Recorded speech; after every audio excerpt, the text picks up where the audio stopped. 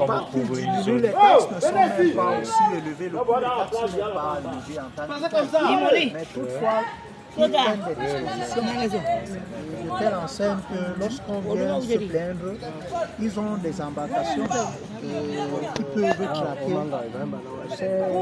ces pêcheurs qui sont à haute mer. Bon, parce que le problème c'est quoi? Tu peux tremper ton filet dans cette zone. Je prends un exemple. Le long du pont, tu mets ton filet. Voilà, un bateau qui vient et traverse. Il va se rendre compte qu'il a coupé ton filet et tu ne peux pas le suivre. Et même si tu le suis, tu ne pourras pas avoir accès à lui. Et plus tu le suis, plus lui fonce vers le large. Et tu n'es pas prêt au niveau du carburant, tu vas te retrouver en train de l'abandonner et il part avec pratiquement tout le filet. À plusieurs fois, moi par exemple, à plusieurs fois j'ai eu à retenir leur numéro, pour ça, la prendre des contacts. Et je suis allé auprès d'eux. Malheureusement, aucune suite. Pourtant, ils ont des embarcations, pas la marine marchande. Ils ont des embarcations, ils ont des vagues qui leur permettent de les traquer et de pouvoir exposer aussi nos doléances. Malheureusement, chaque fois qu'on se plaint, il n'y a pas de suite favorable. Donc, vous qui pêchez, vous êtes pas beaucoup de essayer de faire plaidoyer. Si, il n'y a pas de suite. Donc, si tu perds ton matériel, tu l'as perdu, tu te bats pour le renouveler ça. C'est comme ça qu'on dit ici. Parce que pour avoir un matériel comme ça, là, tu vois, une pyro comme celle-ci, elle coûte 500 000. Avec moteur? Non, seul. Sans moteur. 500 000. Je l'ai acheté à 500 000 avec facture. Celle-là, qui est avec le bout jaune là, elle coûte 450. Celle-ci, elle coûte 300 000. Celle-là, 250. Donc, c'est selon le volume. Voilà. Et ceci, à la maison, ma carte, vous trouverez ça à 1 400 000.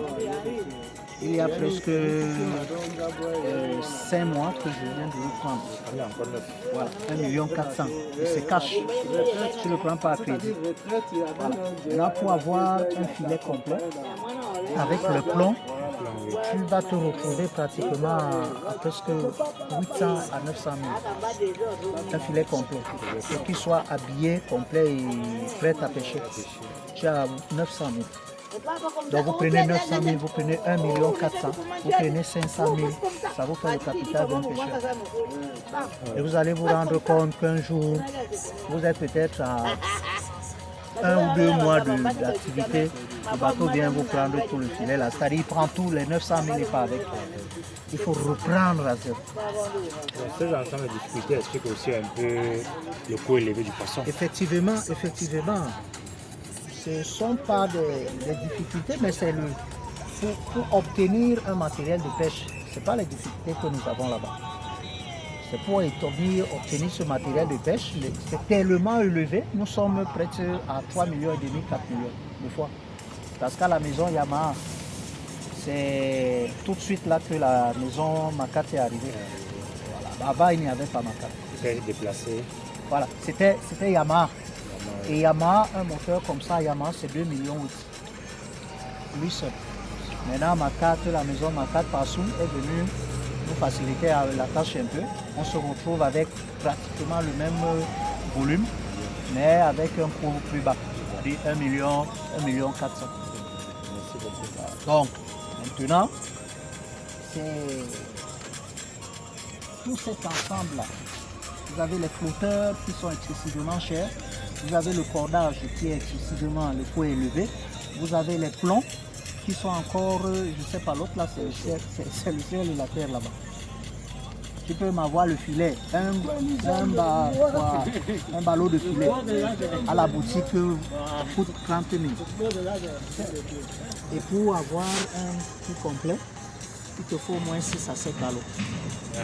Et maintenant, pour habiller tout ça là, c'est pour ça que je vous ai parlé de 900 000. Donc quand vous ramenez le poisson, vous allez vous pêcher, vous ramenez le poisson, impérativement le coût du kilo doit être élevé. Parce que le matériel coûte excessivement cher. excessivement cher. Les gens se plaignent que pourquoi est-ce que le poisson est cher et autres choses. Parce qu'avant, on disait que le poisson était moins cher. Comme on pensait Kribi, on disait que Kribi, c'est le poisson. Oui, Maintenant, c'était quand moins tu arrives cher là, avant. faut C'était moins manger. cher avant parce que, facile. effectivement, les choses étaient moins chères. C'était très facile d'avoir un ballot de filet. C'était pas 30 000. C'était facile d'avoir une pirogue parce que le bois était tout près derrière nos maisons. Donc les gars le sciaient et puis ils faisaient la pirogue là. C'était pas. Maintenant, il faut aller le chercher très loin. Et la zone où vous trouvez plus de poissons, c'est à combien de kilomètres ici environ? Oh, c'est loin. Par la route, ici la route.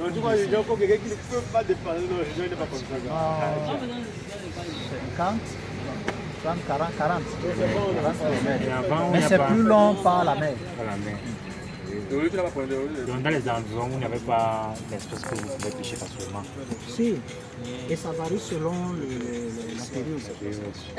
Il y a en août, septembre, octobre, novembre, il y a les bars, il y a les barbes, il y a les babillons, il y a les capitaines, il y a la friture, il y a aussi les crevettes, les gambas qui meurent. Il y a les brochets aussi. Après ça, certaines espèces commencent à disparaître. Alors, nous avons la possibilité de pêcher ça. Il y a aussi les sols, les disques. Ce sont les espèces courantes que nous avons ici. Merci pour l'échange. Peut-être une autre question. En plus de bateaux, je voudrais savoir s'il y a d'autres dangers qui pèsent sur votre activité. La guerre, aïe aïe aïe. Oui, nous avons le passage de... Si vous avez remarqué là, il y a un petit bateau. Il y a un petit bateau qui passe là, qui fait le transport du personnel pour la plateforme. Il passe de la SNH pour la plateforme. Voilà. Deux fois, il nous cogne. Comme vous voyez cette petite pirogue. Ça c'est le fruit d'un accidenté. Cette petite pirogue-là. Voilà. Ils l'ont percuté dans la nuit. Il avait une pirogue moustique, une toute petite pirogue à rame. Ils l'ont percuté dans la nuit, il est tombé.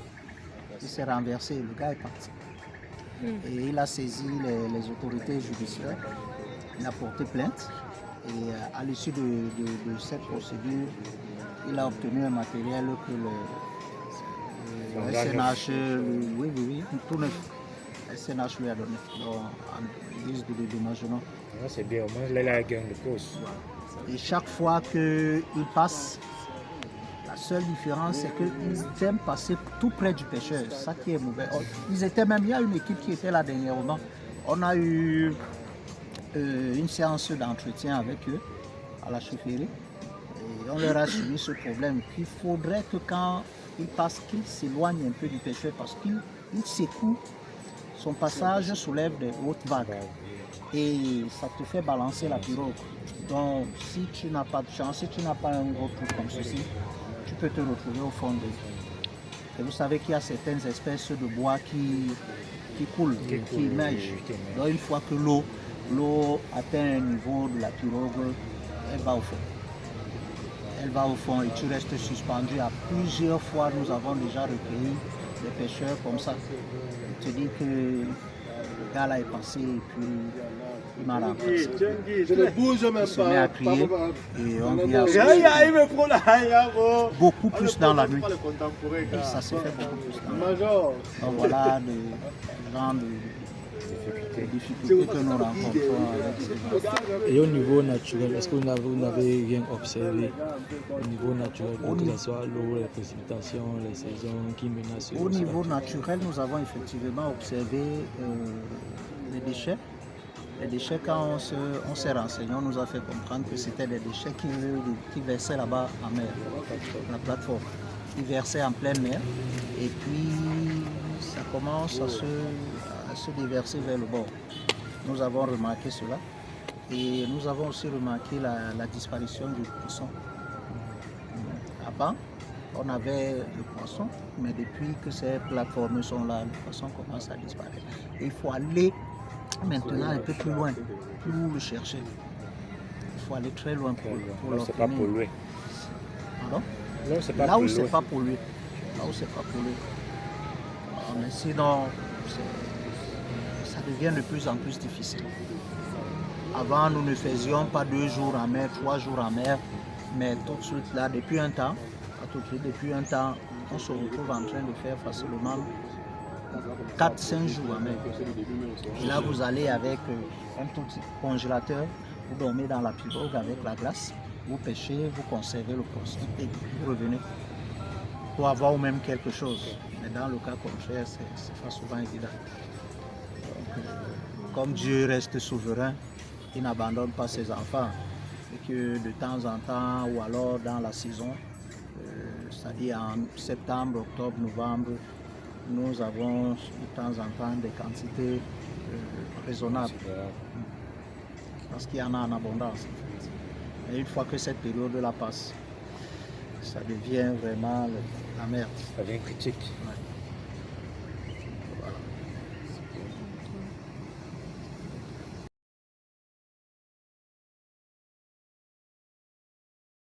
J'ai l'habitude que quand il y a la plage, Oui. il y a les touristes qui viennent là. Oui. Et après le départ, par exemple, ils laissent les déchets. Quoi. Comme je vous ai dit tantôt, Oui. ce sont eux-mêmes qui s'occupent, n'est-ce pas? Chacun s'occupe de sa portion. Par contre, là-bas, de l'autre côté, c'est organisé par un élément des Ils ont comme Oui. Ici, on sensibilise certains vendeurs de noix qui sont un peu têtus, comme là, vous voyez, ils déposent les déchets de noix. Oui. Par contre, d'autres essayent de créer des bacs. Hein? Ou encore là, vous voyez le Lorsqu'ils cas. créent des bacs maintenant, qui est chargé de les... Non, là, personne. la Parce personne? que, oui, personne. Parce que quand il y a marée, il y a inondation là, Oui. l'eau emporte. Oui, l'eau ça emporte, avec- l'eau se bat d'enlever et de débarrasser. Mais ça part dans la mer. Oui, ça C'est l'eau part. qui nettoie les déchets. Oui, c'est l'eau qui nettoie. Les déchets. Ce sont les réalités que nous pouvons observer aussi ici au niveau de la plage où il y a un réel problème d'assainissement et les bouteilles plastiques Oui, bien ne sûr. sont pas bien toujours managées. Et le système de gestion ici, ce sont des dépôts. On met des dépôts un peu comme ici. Donc on met des dépôts comme ici. Donc nous avons des dépôts que l'on met ici. Ici avec les bouteilles plastiques et on voit encore d'autres dépôts, de ces secteurs, Oui, d'autres dépôts de ces secteurs-là.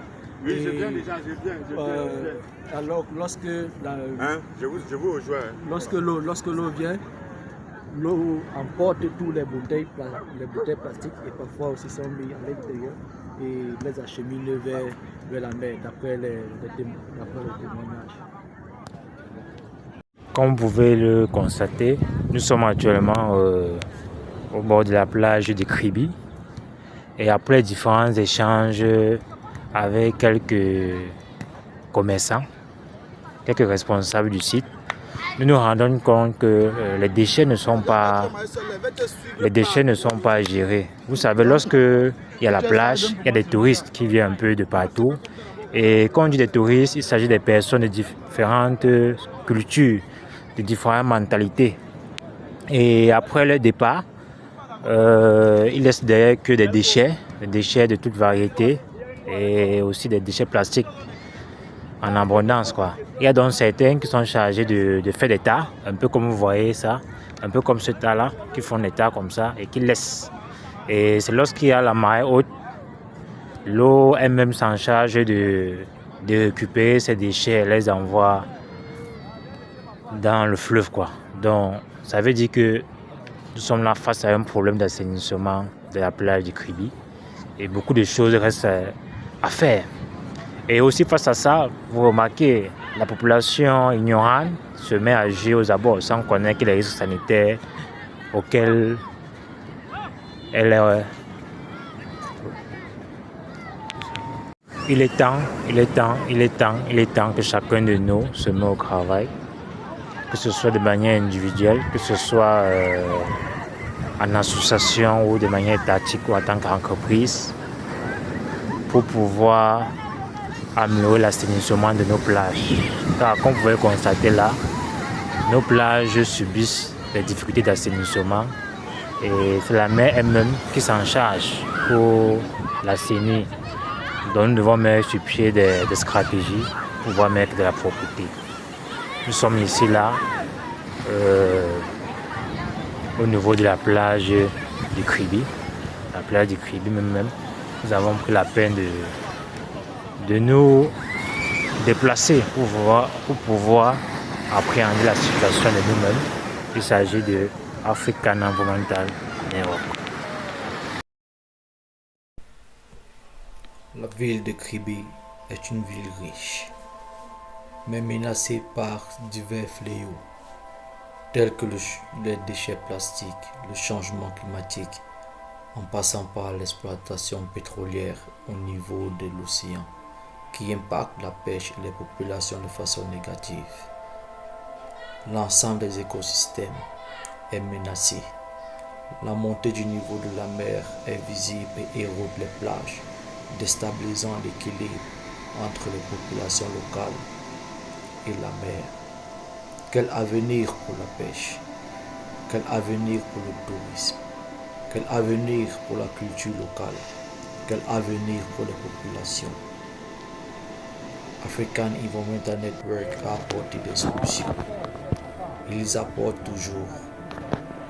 Mais ensemble, nous sommes plus forts et nous parviendrons à endiguer le mal par la grâce.